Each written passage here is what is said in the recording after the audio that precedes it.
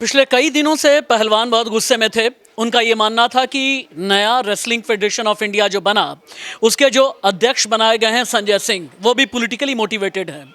लेकिन खेल मंत्रालय ने हंटर चलाया और एक तरीके से ये खेल मंत्रालय का धोबी पछाड़ है। इस धोबी पछाड़ में रेसलिंग फेडरेशन ऑफ इंडिया को रद्द किया गया और जो नए अध्यक्ष बने थे संजय सिंह, उनकी भी मान्यता को रद्द कर दिया गया है। ये खबर क्या है, आसान शब्दों में आप समझिए। ये सरकार का सबसे बड़ा हंटर है आकांक्षा, और इस खबर के पीछे की इनसाइड स्टोरी क्या है। सरकार को आखिरकार रेसलिंग फेडरेशन ऑफ इंडिया की मान्यता रद्द क्यों करनी पड़ी? अभी बमुश्किल 72 घंटे पहले नए अध्यक्ष नियुक्त किए गए थे, पॉलिटिकली मोटिवेटेड कहे जा रहे थे, लेकिन पूरा घटनाक्रम किस तरह से घटा?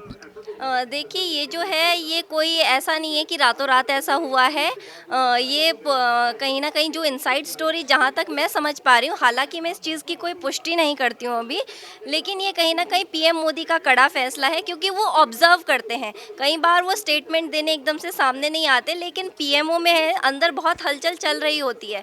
इसका मतलब यह है कि साक्षी मलिक के आंसू, साक्षी मलिक का संन्यास ले लेना, अपने शूज़ मीडिया के सामने करके ये कहना कि आज से मैं कुश्ती छोड़ रही हूँ, बजरंग पुनिया का प्रधानमंत्री आवास के बाहर चबूतरे पर मेडल रख करके चला जाना, क्या इसी के बाद इंडिकेशंस इस तरह के हैं कि पीएम ने बहुत कड़ा फैसला लिया? जी बिल्कुल, क्योंकि हमारे देश के जो खिलाड़ी हैं वो देश की शान है, उनके साथ कोई कॉम्प्रोमाइज़ नहीं किया जा सकता है। हालांकि जो ब्रजभूषण सिंह हैं वो भी मतलब एक बड़ा चेहरा है, तो कहीं ना कहीं जो है एक हार्ड डिसीजन लेना था, वो लिया गया। हालांकि इसको जो अध्यक्ष हैं वो अभी अभी अपॉइंट किए थे, और इतनी जल्दी से निलंबन होना ये कोई आम घटना नहीं है, इसके पीछे का एक बड़ा घटनाक्रम है। ठीक है, मैं आपके पास फिर से लौट करके आता हूँ। रेसलिंग फेडरेशन ऑफ इंडिया पिछले 12 साल से कैसे सुर्खियों में है? मेरे एक और सीनियर कोलीग हैं विभूति जी।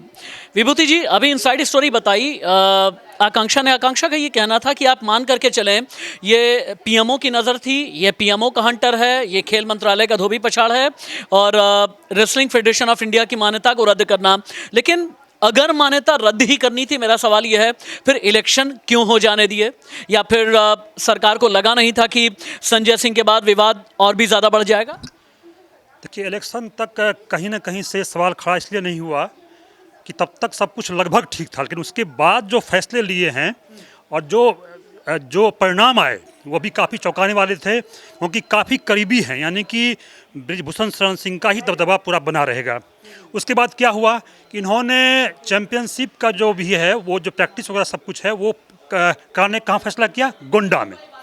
अब गोंडा में उस जगह पे यौन उत्पीड़न के पहले से आरोप हैं, मामला कोर्ट में चल रहा है, फिर भी आपने वहीं कराने का फैसला लिया, तो ये भी इनके लिए बड़ी समस्या हो गई। और खेल मंत्रालय का साफ कहना है कि जो इन्होंने फैसले लिए हैं ये नियमों के विरुद्ध हैं।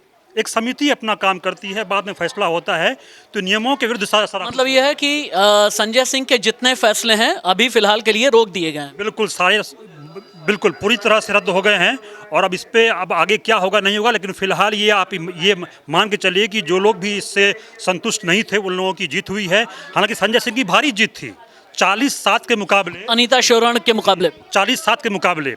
लेकिन जिस तरह से उन्होंने फैसले लिए, गोंडा में करवाने का फैसला लिया, तो इस तरह सारा चीज़ उनका एक सवालों के घेरे में खड़ा हो गया। ठीक है। दानिश भी हैं मेरे साथ में, लेकिन उससे पहले Sandeep, wrestling federation of India कैसे पॉलिटिकली मैनिपुलेटेड रहा पिछले 12 साल में? जहां पर खिलाड़ियों को होना चाहिए, जहां पर पहलवानों को होना चाहिए, जहां पर कुश्ती के जी जी जी जी प्लीज़। और बड़ी बात इसमें ये हुई है कि जो जितने खाप हैं हरियाणा के जिंद में, खापों के अध्यक्ष ने ये फैसला किया कि हम लोग आपके साथ खड़े हैं, अभी आपसे निवेदन करते हैं कि अपना जो भी आपका पुरस्कार है उसको आप अभी मत लौटाइए। तो ये भी देखा गया कि इतना बड़ा समर्थन उनके साथ में है, तो कहीं ना कहीं से जो भी आप ये कर रहे थे, तो राजनीतिक रूप तरीके से भी सरकार को इससे नुकसान होता संभव था। पिछले 12 साल में जहां पर कुश्ती लड़ने वालों को होना चाहिए, जहां पर पहलवानों को होना चाहिए, वहां पर कैसे पॉलिटिकल शख्सियत रही, और रेसलिंग फेडरेशन ऑफ इंडिया इतना विवादों में क्यों रहा? निश्चित तौर पर हम लगभग 1 साल से हम देख रहे हैं कि जिस हिसाब से देश की बेटियां, खासतौर से जो खिलाड़ी बेटियां हैं, वो परेशान हैं। चाहे फोगाट हो या फिर साक्षी मलिक हो, बजरंग पुनिया हो, लगातार वो अपना गुस्सा निकाल रहे हैं और कहीं ना कहीं अब मैं नाम नहीं लेना चाहूँगा, किसके लिए सभी को पता है किसके लिए वो उनका गुस्सा किससे है। लेकिन बहरहाल ये तो बात हुई कि अभी ये वाक़या अभी हुआ, लेकिन ऐसा नहीं है कि अभी ही है, ये सिलसिला बदस्तूर काफ़ी समय से चला आ रहा है कि जो खिलाड़ी देश के लिए ओलंपिक पदक जीत के आते हैं, एशियाई गेम में स्वर्ण पदक जीतते हैं और नेशनल गेम में पदक जीतते हैं, वैसे खिलाड़ियों को अक्सर देखा गया है कि वो बस खेलते रह जाते हैं, लेकिन उनको संगठन में खासतौर से खेल संघ में उनकी भागीदारी बहुत ज़्यादा नहीं हो पाती। हाल के समय में हालांकि हम देख रहे हैं कि पीटी उषा अच्छा कर रही हैं, लेकिन ऐसे बहुत कम ही लोग हैं जिनको मौका मिल पाता है, और यही नाराज़गी खिलाड़ियों की काफ़ी समय से थी। और मैं मोदी सरकार का कहीं ना कहीं मोदी जी का तारीफ करना चाहूँगा, इसलिए नहीं कि मैं उनको पसंद करता हूँ या जो भी बात हो, लेकिन कम से कम इस मुद्दे पर, क्योंकि जिस मुद्दे को लेकर लगातार बवाल हो रहा था, लोग कह रहे थे कि मोदी सरकार, मोदी जी जो कि खिलाड़ियों के साथ हमेशा हमने देखा है कि वो बढ़ चढ़कर उनकी मांगों के साथ रहते हैं, अभी क्यों नहीं आए। लेकिन जिस हिसाब से उन्होंने पीछे से गेम कर डाला, जिन्होंने सही समय पर गेम कर डाला, और जो साक्षी मलिक कल रो रही थी, परसों रो रही थी, आज कहीं ना कहीं उनके चेहरे पर अगर स्माइल आई है, खुशी आई है, तो इसके पीछे मोदी जी ही का हाथ है। ठीक है, ठीक है। तो रेसलिंग फेडरेशन ऑफ इंडिया को रद्द किया गया है। रेसलिंग फेडरेशन ऑफ इंडिया के नए जो अध्यक्ष बने थे संजय सिंह, उनके जितने भी फैसले हैं उन पर रोक लगा दी गई है। संजय सिंह भी विवादों के घेरे में आ गए थे पिछले अध्यक्ष की तरह ही, और कहा यह जा रहा है कि ये खेल मंत्रालय का हंटर है, ये पीएमओ का हंटर है।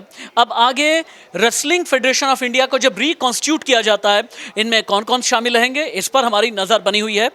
फिलहाल इस चैनल को आप सब्सक्राइब करके रखें, वीडियो को लाइक करें, शेयर करें, कमेंट बॉक्स में अपने कमेंट ज़रूर लिखें। नमस्ते।